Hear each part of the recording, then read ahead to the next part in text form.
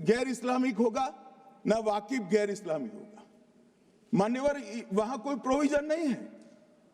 जो धार्मिक संस्थाओं का संचालन करते हैं उसमें कोई गैर मुस्लिम व्यक्ति रखने का प्रावधान किया भी नहीं है, हम करना भी नहीं चाहते हैं मान्यवर। इसलिए जो बड़े बड़े भाषण करते हैं कि समानता का अधिकार चला गया, दो धर्मों के बीच में समानता नहीं रही, मुसलमानों के धार्मिक अधिकारों के बीच में दखल खड़ी हो जाएगी, कुछ नहीं होने वाला मान्यवर। इस दृष्टि से देखें तो 1995 तक वक्फ की काउंसिल और वक्फ बोर्ड था ही नहीं, वो तो 95 से आया। और मान्यवर, ये जो भ्रम खड़ा किया जाता है कि ये एक्ट मुस्लिम भाइयों के धार्मिक क्रियाकलापों के अंदर, उनके दान की हुई संपत्ति के अंदर दखल करने का है, ये बहुत बड़ी भ्रांति फैलाकर माइनॉरिटी को डराकर अपनी वोट बैंक खड़ी करने के लिए किया जा रहा है मान्यवर। कहां पर गैर मुस्लिम सदस्य रखे जाएंगे? परिषद में और वक्फ बोर्ड में। उसका काम क्या है? उनका काम धार्मिक क्रियाकलापों को कुछ चलाने का नहीं है। वो शुद्ध रूप से वक्फ का जो कानून, दान के लिए किसी ने दी हुई संपत्ति, उसका एडमिनिस्ट्रेशन अच्छे से चल रहा है नहीं चल रहा है, कानून के हिसाब से चल रहा है नहीं चल रहा है, या तो दान जिस चीज के लिए दिया गया, इस्लाम धर्म के लिए दिया गया, गरीबों के भोजन के लिए दिया गया, गरीबों के उद्धार के लिए, वो उद्देश्य के लिए इसका उपयोग हो रहा है नहीं हो रहा है, इसका नियमन करने का काम है मान्यवर। अब मैं इसको मान्यवर बाकी सारे धर्मों के साथ कंपैरिजन करते हैं और कहते हैं दखल किया है। मैं उसको स्पष्ट करना चाहता हूं मान्यवर। वक्फ जो है वो हमारे यहाँ ट्रस्ट एक्ट है, इसमें ट्रस्ट है। तो ट्रस्ट के अंदर जो ट्रस्ट को बनाते हैं वो ट्रस्टी होते हैं और एक मैनेजिंग ट्रस्टी होते हैं। वक्फ में वाकिफ होता है, वक्फ होता है और मुतवल्ली होता है। ये सारे इस्लाम के अनुयायी हैं। अरे भाई, आप कह रहे हो, हम तो कह रहे हैं क्योंकि इसका वक्फ शब्द ही इस्लाम से आया है, इसलिए हम कह रहे हैं कि वक्फ वो ही कर सकता है जो इस्लाम का अनुयायी हो। अब आप उसका विरोध कर रहे हो, तो आप तो वक्फ में भी नॉन इस्लामिक आदमी चाहते हो। मान्यवर, क्या कह रहे हैं? हम इसलिए कह रहे हैं कि वक्फ वो ही कर सकता है जो प्रैक्टिसिंग इस्लाम को प्रैक्टिस करता होगा, क्योंकि मान्यवर इसकी उत्पत्ति ही इस्लाम के सिद्धांतों से हुई। अब मान्यवर, वक्फ धार्मिक हुआ, वक्फ बोर्ड नहीं हुआ, वक्फ परिषद भी नहीं हुई। अरे सुनो भाई, मान्यवर, ट्रस्ट के अंदर ट्रस्टी जो होते हैं, जो चर्च होगा तो क्रिश्चियन होंगे, पारसी भी होंगे, पारसी के लिए वो ट्रस्ट होगा, तो हिंदू होगा तो हिंदू के लिए। अब चैरिटी कमिश्नर हम कहेंगे कि भाई मुस्लिम क्यों आया? मुझे बताओ, चैरिटी कमिश्नर एक्ट में मुसलमान चैरिटी कमिश्नर बन सकता है या नहीं बन सकता है? उसको ट्रस्ट नहीं चलाना है, उसको चैरिटी के कानून के हिसाब से वो ट्रस्ट चले, उसकी देखरेख करनी है। ये धार्मिक नहीं है, ये धर्म का काम नहीं है मान्यवर, ये एडमिनिस्ट्रेटिव वर्क है। और इसलिए तो फिर चैरिटी कमिश्नर हिंदू होगा तो वो क्रिश्चियनों के ट्रस्ट का कैसे देखरेख करेगा? चैरिटी कमिश्नर क्रिश्चियन होगा तो जैनियों के और हिंदुओं के ट्रस्ट का तमिलनाडु में, और मान्यवर तमिलनाडु के 1500 साल पुराने तिरुचेंदुरई मंदिर की 400 एकड़ भूमि को वक्फ की संपत्ति घोषित कर। ये जब मंदिर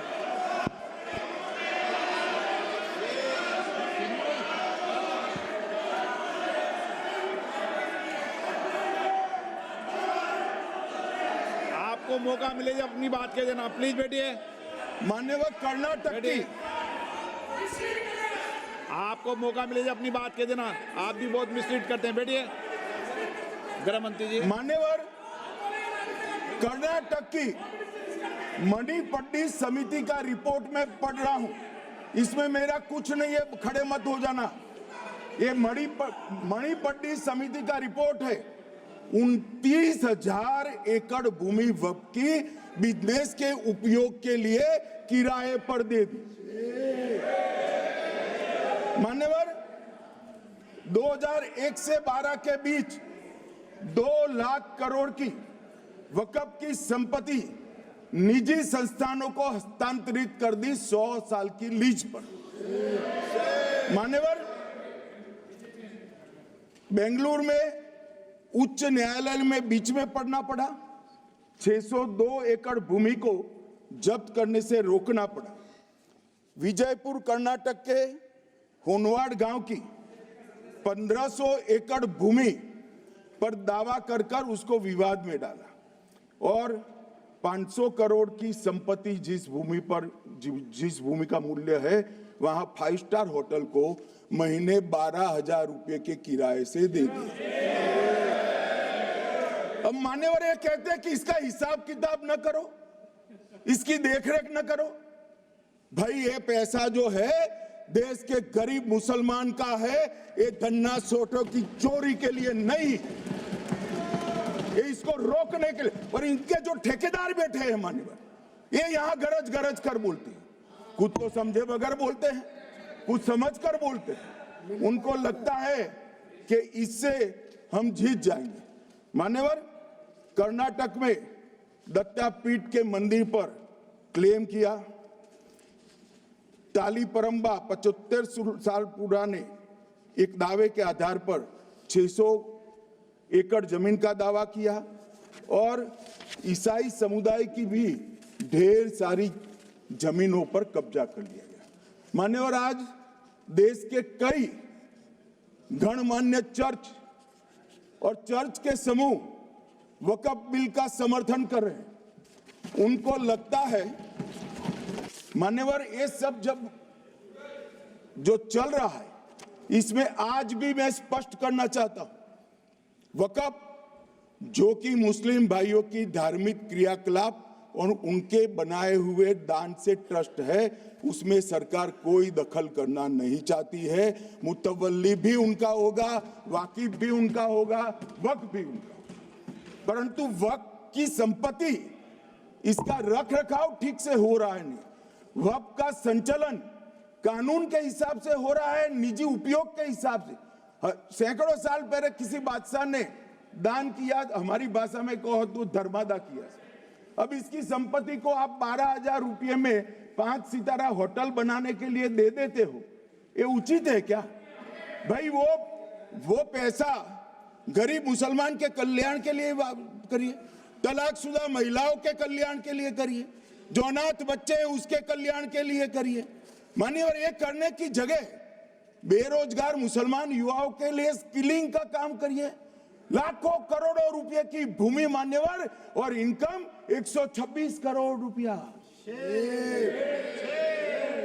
रेलवे की जितनी जमीन है जिसमें हजारों करोड़ लाखों करोड़ का रेलवे का कारोबार चलता है, इतनी भूमि वक्फ के पास है और इनकम 126 करोड़ रुपए। मान्यवर कहते हैं कि इनकम का क्या उद्देश्य है?